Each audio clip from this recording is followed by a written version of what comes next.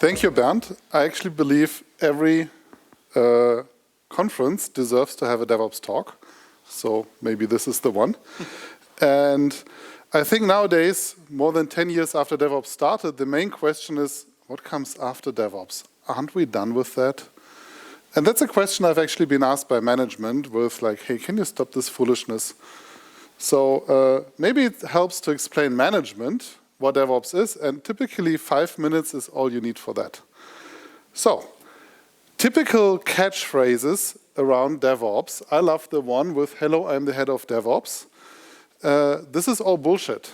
And you should recognize it as bullshit and call bullshit when you meet that. DevOps is none of these things. Instead, DevOps is normal. And if you ever enter a conversation around DevOps and don't have people walking away with DevOps is normal, then you should go back and explain it to them. So how can we explain what is normal? And for that, I suggest an analogy. You all have been teenagers some time ago, and my teenagers actually confirmed that. So as teenagers, we all dream about driving a car. And in order to drive a car, you need to pass an exam for which you need to study. And then you have practical lessons, an exam, and then you can actually drive the car if your parents let you. So DevOps is exactly the same. You start with different teams, Dev and Ops, and you want to merge them into a DevOps team. Yay, check. But how? How does this magic happen? How do you get this diverse engineering team that can do everything? So the analogy is actually like learning to drive a motorcycle. And it's amazing how far this analogy can carry, because the motorcycle student is driving alone, riding on the street with real production traffic, no third wheels, no protection, just the helmet. And in the curve, he needs to steer himself or hit the tree. And the instructor is just going behind and talking in the ear, hey, brake, brake, brake, you're too fast.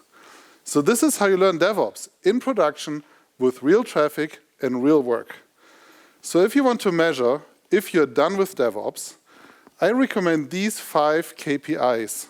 They serve as criteria against which you can measure your daily practice, your beliefs in the company, your culture, your habits, your decision processes, and of course your automated decisions and processes.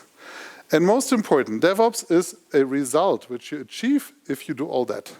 And I'm willing to bet with you, none of you are completely done with it, because it's really hard. That's why I believe DevOps is normal. We're not there yet. It's a long way to go, and we learn how to write in production. So, if you get there, and this is the most important picture to take away today, DevOps means all the people are on one side, and all the tech is on the other side. And the job of people is to become friends and brothers and sisters, working together through automation against or with the tech. And if you achieve that, I call it happy DevOps campers. And I wish for you to all become happy DevOps campers and have a good life wherever you work. Because then you will be happy. And all the people are on the same side, working together. So, do you need a DevOps driving school? Maybe. For a big company, this can be a useful tool.